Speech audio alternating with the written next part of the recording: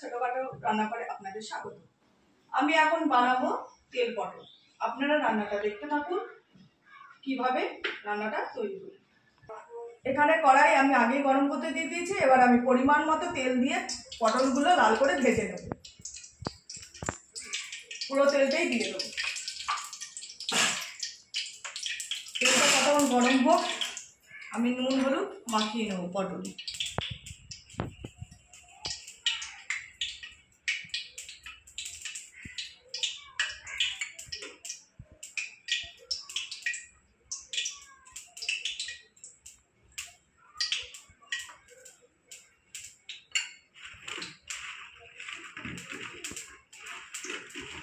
কিছুটা পরিমাণ আমি চিনি দেবো এর মধ্যে, দিয়ে মেখে নেব। চাইলে আপনারা চিনিটা দিয়েও মাখতে পারেন, শুধু নুন হলুদ দিয়েও ভাজতে পারেন। আর চিনিটা দিলে নুন মিষ্টিটা পুরো ঢুকবে পটলের ভিতরে। তেলটা আমার গরম হয়ে গেছে, আমি এক এক করে পটলগুলো ছেড়ে লাল করে ভেজে নেব।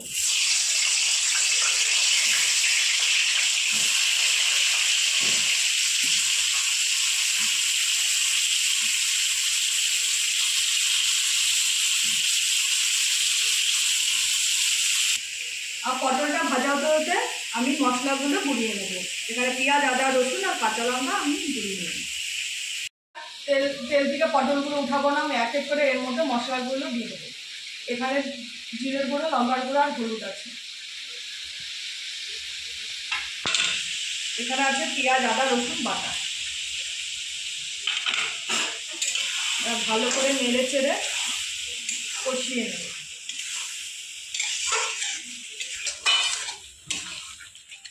আমি এই রান্নাটায় জল ব্যবহার করব না, এই তেলে আর পটলের জলে এটা সিদ্ধ হবে আর ভাজা ভাজা হবে। এবার আমি ঢাকনি দিয়ে ঢেকে দেবো, 15 মিনিট এটা ভাপে সিদ্ধ হবে।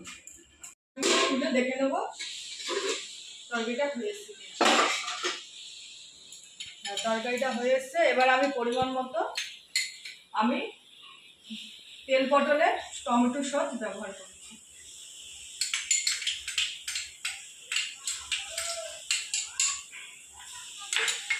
টমেটোর সসটা দিয়ে একটু নেড়ে চেড়ে নেব।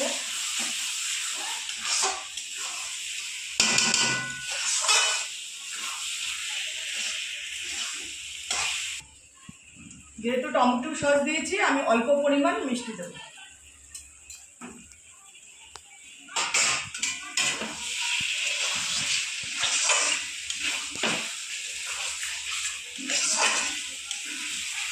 তেল পটল হয়ে এসছে। ওই তেলে আমি 1 ফোঁটা জল ব্যবহার করিনি, তেল আর পটলের জলেই সিদ্ধ ভাপিয়ে নিয়েছি।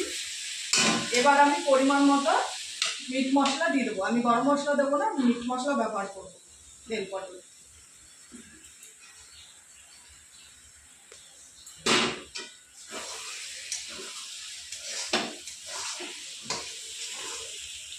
এবার আমি তেল পটলটা তুলে নেব। গ্যাসটা বন্ধ করে দেবো।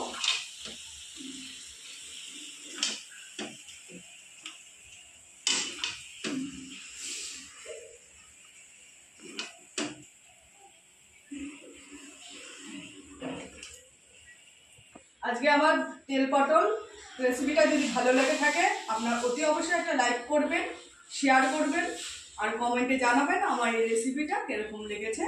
আর সাবস্ক্রাইব করতে ভুলবেন না।